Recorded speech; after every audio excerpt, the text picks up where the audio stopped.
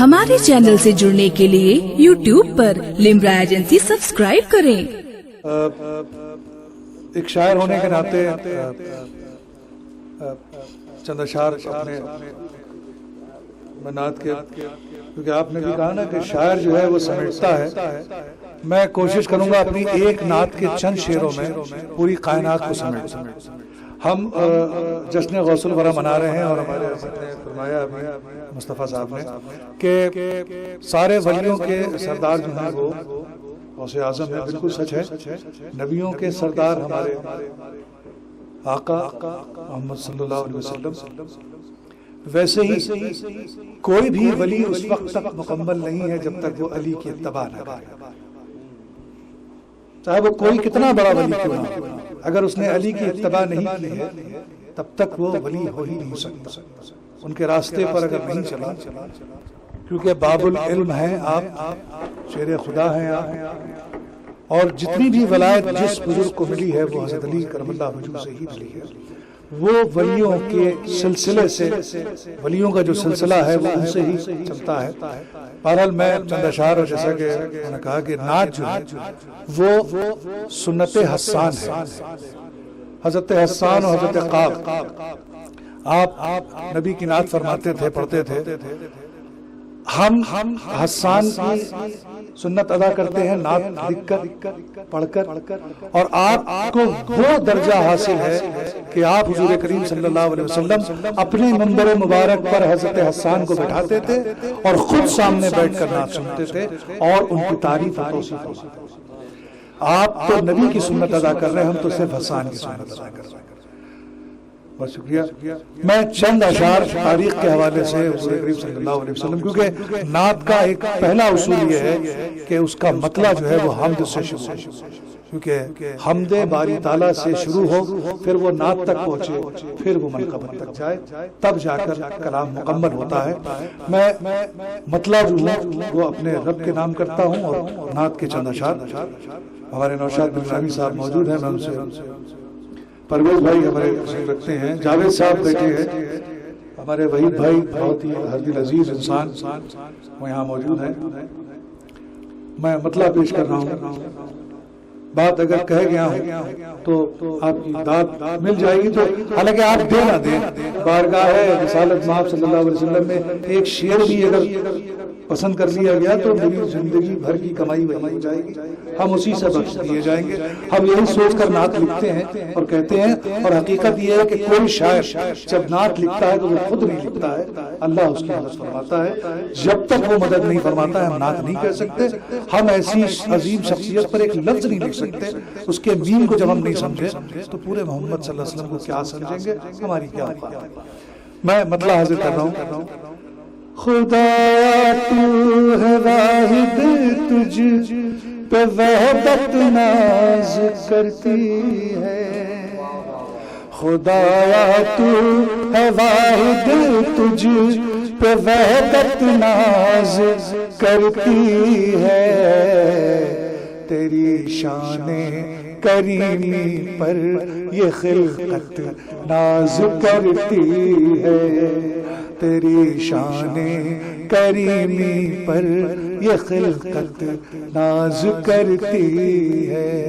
اور یہ نعت کا شعر ساری تاریخ کو سمیٹنے کی کوشش کی ہے صرف ایک کلام میں۔ ہزاروں جہان تو آئے ہیں، ہزاروں انبیاء، لیکن جہاں میں یوں تو آئے ہیں ہزاروں انبیاء، لیکن شہید کی نبوت پر نبوت ناز کرتی ہے، شہید کی نبوت پر نبوت ناز کرتی ہے۔ اور یہ شعر تاریخ کے حوالے سے جب سنگ اسود کو نظم کیا جا رہا تھا تو اس وقت ہر قبیلہ اس میں تھا کہ ہم اسے نصب کریں گے. حضور اکرم صلی اللہ علیہ وسلم نے ایک ایسی حکمت اپنائی کہ سب اس میں شریک ہو گئے. میں اس تاریخ کے حوالے سے یہ شعر پیش کر رہا ہوں. ہوئی تنصیب اسود کی تو شامل ہر قبیلہ تھا. ہوئی تنصیب اسود کی تو شامل ہر قبیلہ تھا. میرے سرکار کی حکمت پہ حکمت ناز کرتی ہے. میرے سرکار کی حکمت پہ حکمت ناز کرتی ہے. اور یہ شعر بطور معراج کا واقعہ سب بیان کرتے ہیں، لیکن اس واقعے میں ایک چیز اور چھپی ہے.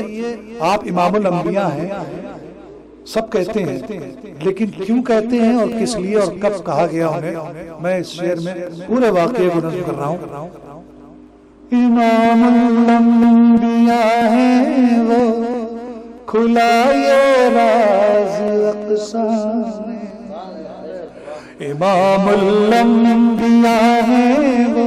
اقصیٰ میں معراج پہ جاتے وقت آپ نے تمام نبی جو ان کا انتظار کر رہے تھے، وہ کم و بیش جو آدم سے لے کر عیسیٰ تک جتنے نبی آئے تھے وہ سب اپنے امام کا انتظار کر رہے تھے.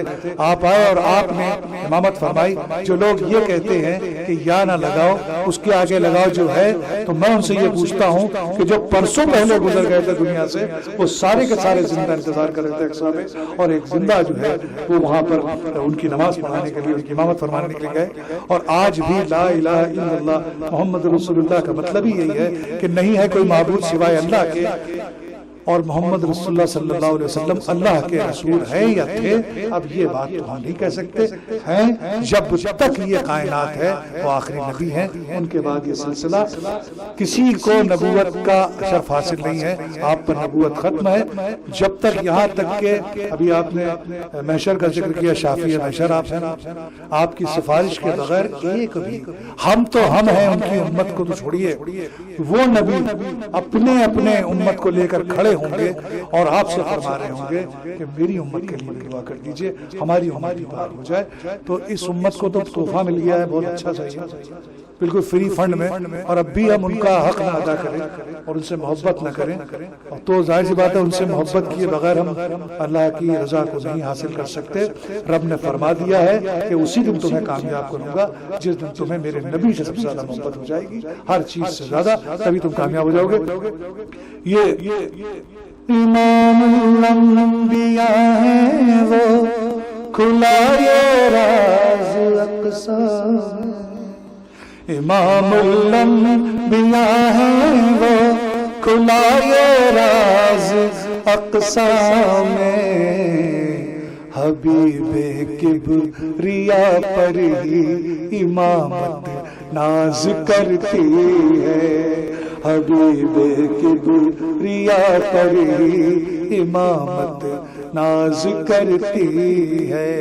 اور منقبت کا یہ شعر تمام بزرگوں کے سلسلے جہاں جا کر جڑتے ہیں اور جن سے جڑتے ہیں وہ آخری شعر میں.